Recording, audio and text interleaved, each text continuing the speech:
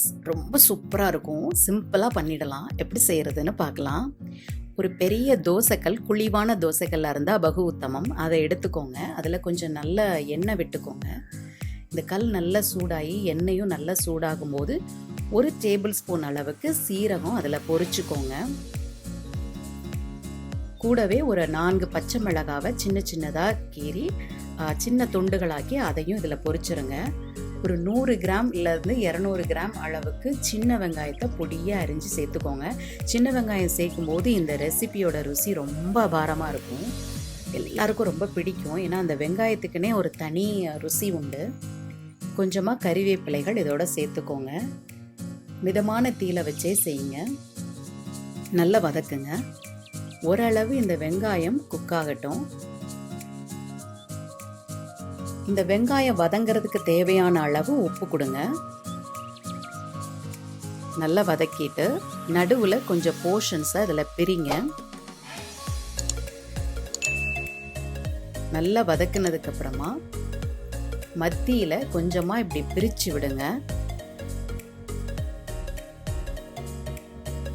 இந்த மாதிரி இடம் விட்டு நடுப்பகுதியில் பிரிச்சுட்டு அதில் முட்டை உடைச்சி ஊற்றணும்.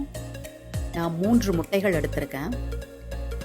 3 கப் ரைஸ்க்கு 3 முட்டைகள்ங்கிற கணக்கில் எடுத்திருக்கேன். இந்த நடுபாகத்தில் உடைச்சி ஊற்றுங்க.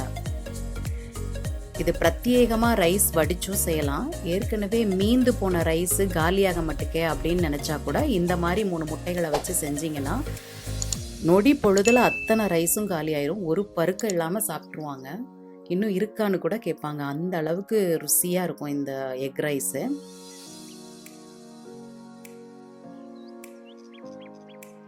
கொஞ்சமாக காயத்தூள் சேர்த்துக்கோங்க. சேர்த்து நல்லா இந்த முட்டை கலவை வெங்காயத்தோட நல்லா மிக்ஸ் ஆகிற மாதிரி பரட்டி விடுங்க. இளஞ்சூட்டில் இந்த முட்டை வெந்து உருண்டுரும். நல்லா எல்லா வெங்காயத்தோடையும் கோட்டாகிற மாதிரி அழகாக உருண்டுரும். கொஞ்சமாக மல்லி தலைகளையும் சேர்த்து நல்லா பரட்டி விடுங்க. வானலை கூட்டி குறைக்க செய்ய வேண்டாம். எந்த தீயில ஆரம்பிச்சிங்களோ அதே தீயிலே வச்சுக்கோங்க. அப்போ தான் அந்த பொருளோட தன்மையெல்லாம் மாறாமல் நல்லா பக்குவமாக இருக்கும். காரத்திற்கு தேவையான அளவுக்கு காரத்தூள் சேர்த்துக்கோங்க. நான் 1 டேபிள் ஸ்பூன் சேர்த்துருக்கேன். அதே மாதிரி கருப்பு மிளகுத்தூள் 1/2 டீஸ்பூன் சேர்த்துக்கோங்க. மிளகுத்தூள் தான் இந்த முட்டை ரைஸுக்கு நல்ல விதமான ஒரு டேஸ்ட்டை கொடுக்கும். கரம் மசாலா தூள் 1/4 டீஸ்பூன் சேர்த்துக்கோங்க. சேர்த்து இந்த பவுடர்களெல்லாம் நல்லா மிக்ஸ் பண்ணுங்க. இப்போவே மனம் ரொம்ப வெளியில் வர ஆரம்பிச்சிடும். கமகமன்னு மணக்க ஆரம்பிக்கும். இதை நல்ல சின்ன சின்ன பீசஸாக வர மாதிரி இப்படி கொத்தி விடுங்க.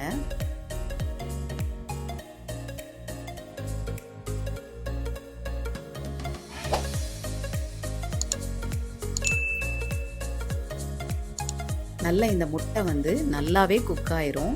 இந்த ஸ்டேஜில் நல்லா குக் ஆனதுக்கு அப்புறமா ரைஸ் சேர்க்கலாம். பாஸ்மதி அரிசி நான் உப்பு போட்டு உதிர வடித்து வச்சுருக்கேன். அதில் 3 கப் எடுத்துக்கோங்க. 3 எக்குக்கு 3 கப் ரைஸுங்கிற கணக்கில் நான் சேர்த்துருக்கேன். இது கரெக்டான அளவாக இருந்தது. ருசி கரெக்டாக இருந்தது. ஒரு பருக்க சாதம் கூட மிச்சம் இல்லாமல் தீர்ந்து போயிடும். அவ்வளோ ருசியாக இருக்கும் இது.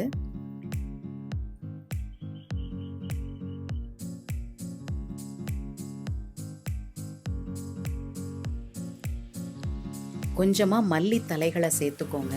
நல்ல மணத்தை கொடுக்கும். 2 கரண்டிகள் வச்சு இதை மாதிரி நல்லா மிக்ஸ் பண்ணுங்க. இப்படி கிளறி விடுங்க. இந்த ரைஸு அந்த எக்கோட சேர்த்து நல்லா மிக்ஸ் ஆகிற மாதிரி நல்லா கிளறி விடுங்க. இதோட ருசியை இன்னும் ஹைலைட் பண்ணணும் அப்படிங்கிறதுக்காக இதில் கொஞ்சம் நடு போர்ஷன்ஸாக நல்லா கிளறிட்டு நடுவில் கொஞ்சம் போர்ஷனாக பிரிங்க. அதில் கொஞ்சம் நெய் சேர்த்துக்கலாம். நெய் சேர்க்கும் போது இந்த எக் ரைஸினுடைய மனம் இன்னும் ருசியாக இருக்கும். 1 டேபிள் ஸ்பூன் அளவுக்கு சேர்த்துக்கோங்க. ரெட் சில்லி சாஸும் சோயா சாஸும் ஒரு டீஸ்பூன் அப்படிங்கிற அளவில் சேர்த்துக்கோங்க. அது நல்ல ஒரு வித்தியாசமான ஒரு ருசியை கொடுக்கும். குழந்தைகளுக்கெல்லாம் ரொம்ப பிடிக்கும். வெளியில் நீங்கள் ஃப்ரைட் ரைஸ்னு வாங்கும்போது, எக் ரைஸ்னு வாங்கும்போது அதில் நிறைய சீன உப்புக்களை சேர்ப்பாங்க. அது உடம்புக்கு நிறைய பாதகங்களை உண்டு பண்ணும். இப்படி வீட்டிலேயே செஞ்சு சாப்பிடும்போது குழந்தைகளுக்கு வந்து திருப்தியான ஒரு நல்ல உணவு கொடுத்தோங்கிறது நமக்கு வரும். அதுவும் தவிர எந்த விதமான பாதகமும் இருக்காது ஆரோக்கியத்துக்கு. இது சுட சுட சாப்பிட்றதுக்கு அவ்வளோ ருசியாக இருக்கும். சூடாக இருக்கும்போதே சாப்பிட்ருங்க. நல்லா மிக்ஸ் பண்ணுங்க.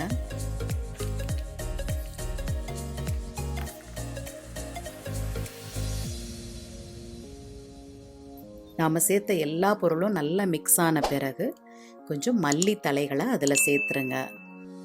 சேர்த்துட்டு சாப்பிடலாம். ரொம்ப சூப்பராக இருக்கும். செஞ்சு பாருங்கள்.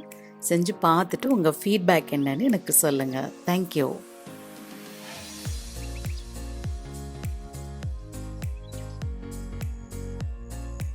இது வரைக்கும் சாப்பாடு ரெடி சேனலுக்கு சப்ஸ்கிரைப் பண்ணாதவங்க கீழே இருக்கிற சப்ஸ்கிரைப் பட்டனை கிளிக் பண்ணுங்க. என்னோட எல்லா புது வீடியோஸையும் உடனுக்குடனே பார்க்கணுன்னா பக்கத்தில் இருக்கிற பெல் ஐக்கானையும் கிளிக் பண்ணுங்க.